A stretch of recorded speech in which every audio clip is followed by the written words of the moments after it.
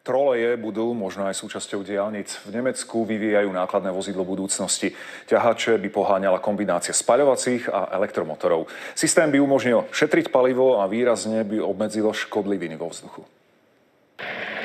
Testovacie centrum na bývalej vojenskej základni severne od Berlína je miestom výskumu a vývoja technológie, ktorá môže revolučne zasiahnuť do nákladnej dopravy. Nemeckí inžinieri pritom pracujú na tomto projekte už 10 rokov.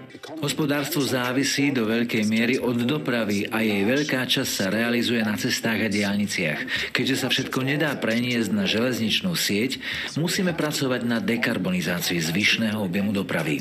Vďaka zberaču prúdu, ktorý sa pripája na trakčné vedenie, jazdí nákladné vozidlo pomocou elektrického prúdu. Aj keď sa táto technológia už celé 10 ročia používa vo vlakoch, električkách či trolejbusoch, v nákladnej cestnej doprave by predstavovala radikálnu zmenu. Musím len stlačiť tlačidlo a ako vidíte, zberač prúdu sa zdvihne.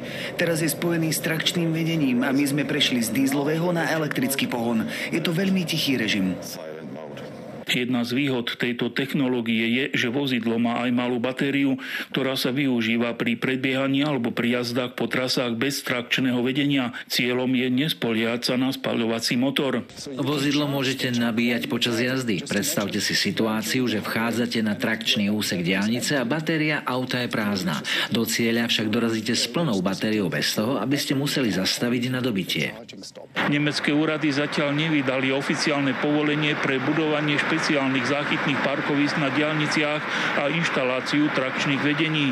Podľa expertov táto technológia síce nezníži intenzitu cestnej premávky, jej prednosťou však je šetrnosť k životnému prostrediu. Z Berlína Tibor Macák, RTVS.